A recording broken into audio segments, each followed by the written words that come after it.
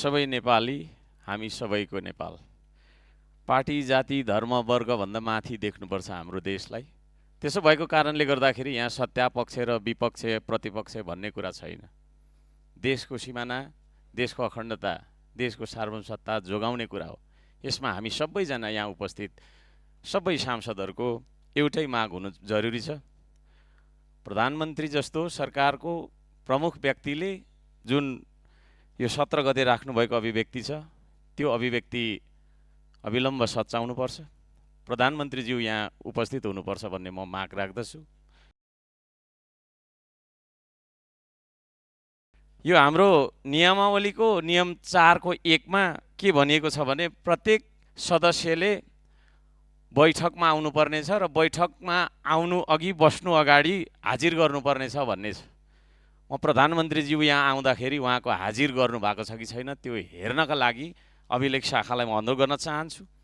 यदि उहाँले हाजिर गर्नु भएको छैन भने उहाँ यो प्रतिनिधि सभाको सदस्य नरहेको ठहर हुन्छ र यदि उहाँ यो तपाईको चाहिँ के अरे प्रतिनिधि सभाको सदस्य नरहेको ठहर हुन्छ भने संविधानको धारा 77 को 1 को ग ले निज चाहिँ तपाईको प्रतिनिधि सभाको सदस्य नरहेमा प्रतिनिधि सभाको सदस्य नरहेको हकमा प्रधानमन्त्रीको पदबाट मुक्त हुनुपर्छ भन्ने व्यवस्था गरिएको छ।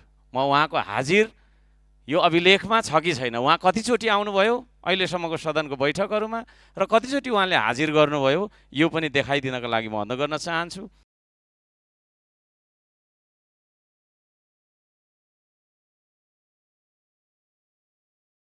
र जोड चाहिँ हामी केमा दिन्छौँ भने नेपालले भारतको सीमा कहाँ कहाँ मिचिएको रहेछ त्यो कुरा उहाँले यहाँ आएर पुष्टि गरेर दिनुपर्छ।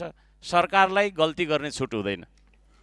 सरकारले गल्ती गर्नु पाउँदैन, गल्ती गर्नै हुँदैन।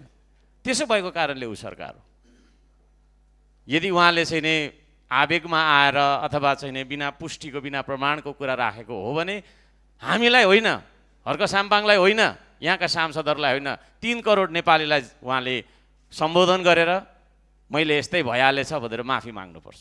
म यति माग राख्न चाहन्छु। सभामुख महोदय, धन्यवाद। मान्य सदस्य खुशबु